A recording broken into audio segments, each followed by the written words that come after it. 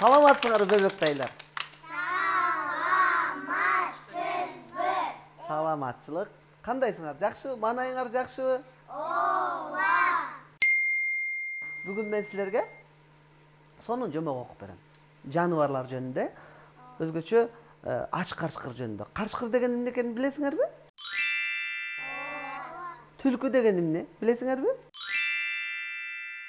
Карчкыр деген эмне ал? Карчкыр каякта жашайт, эмне кылат, эмне жейт, ошону айтып бергилечи мага.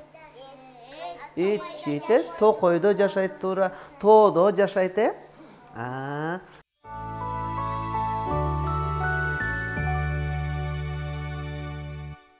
Илгери бир капчыгайдагы корум таштардын арасында бир түлкү ийин жасап алып, көп жыл жашап, тар ийинге башка жандыктар каттабаптыр.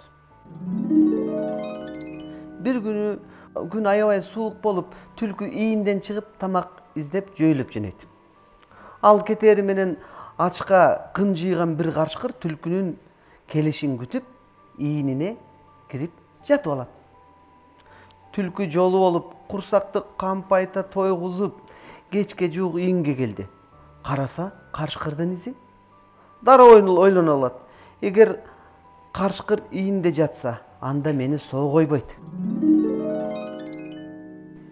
Эптеп амал издейин дейт.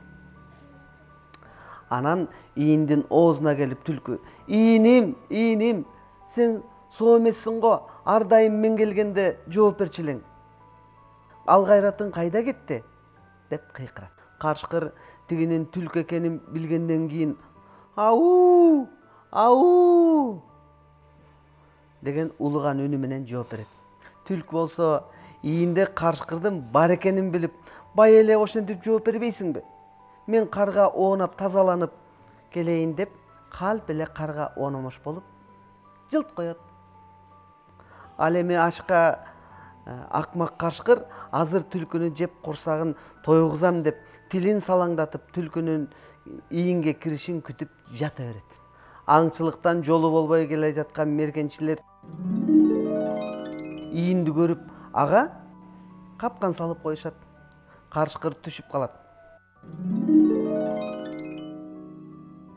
Ошентип амал менен түлкү бир ажалдан кутулуп, карчкыр болсо алданып.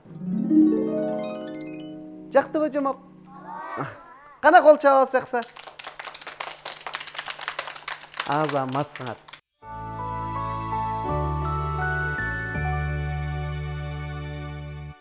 Менин жомогум силерге жакса, анда колуңардагы быйтыкчыларды биик кылып көтөрүп койгула. Карагалачы, баары күлүп турган быйтыкчылар экен. Мага да жакты силердин быйтыкча көтөргөнүңөр. Ой, азаматсыңар. Карачы, кандай сонун балдар. Мен силерди аябай жакшы көрөм. Эми буюрса дагы силерге көп жомок окуп берип турам,